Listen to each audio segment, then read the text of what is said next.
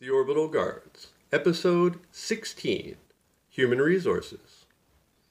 At Cove, Nicole was regarded as a Renaissance woman, the personification of a human Swiss Army knife, loaded with an abundance of physical and mental gifts that she was able to unpack and deploy at will. Amongst her many talents, Nicole was an accomplished gymnast, a registered nurse, an early childhood educator, and a former tech YouTuber.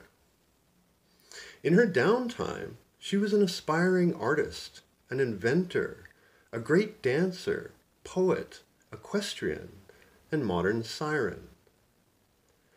When Nicole was relaxing at the O, she was mercilessly challenged by her peers. Both OGs and frogs alike would constantly test her armor with unique and extraordinarily niche tasks. Nicole was always game for any challenge, and the more outlandish and offbeat, the better. She was addicted to neuroplasticity and forming new neural pathways beyond common injury or illness. She understood that old keys don't open new doors.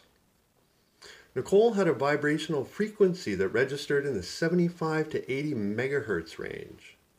I've seen her with both brown and green eyes in more than a few collaborations. The first time I saw her at the O, she joined our beach volleyball match as a line judge. At one of the breaks, I asked her to come up with a 5-minute stand-up comedy routine about the far side of the moon if our team won. We did, and while pulling double duty and shaming the myth of multitasking, she did, adding a wicked sense of humor and professional timing to her evolving array of not-so-hidden talents. As a former tech YouTuber, Nicole would Google for show and Apple for dough. She was an anti-beast, able to confuse the algorithm with her uniqueness and navigate between the lines of code. The Big Five couldn't shadow ban her because, well, she was the shadow. As a registered nurse, she knew the perils of social media and its harmful effects on an individual's brain, social relationships, and overall well-being. As an early childhood educator, she understood how untreated trauma could ripple throughout an individual's life.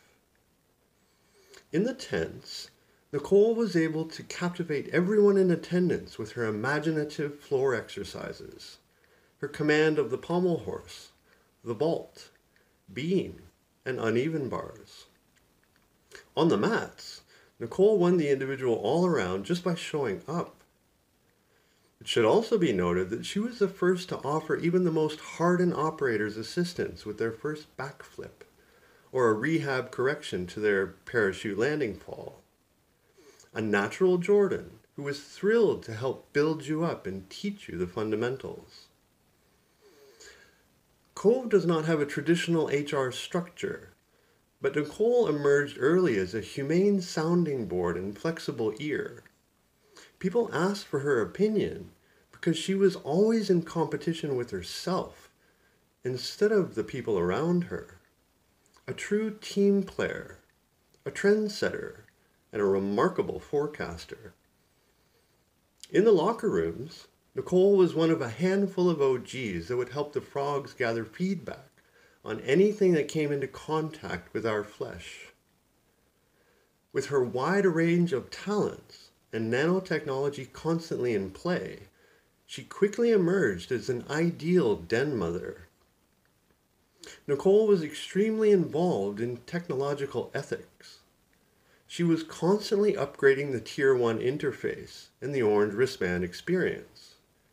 She favored holograms over AR/VR usage, and her only non-negotiable was isolation, which is how she got her nickname. If Nicole was on a hop, it meant exo or endogene cave structures, lava tubes, or karst landscapes were involved. It meant extreme bodily contortions may be required, and time was of the essence. At Cove, ISO was assigned to the Material Sciences Lab.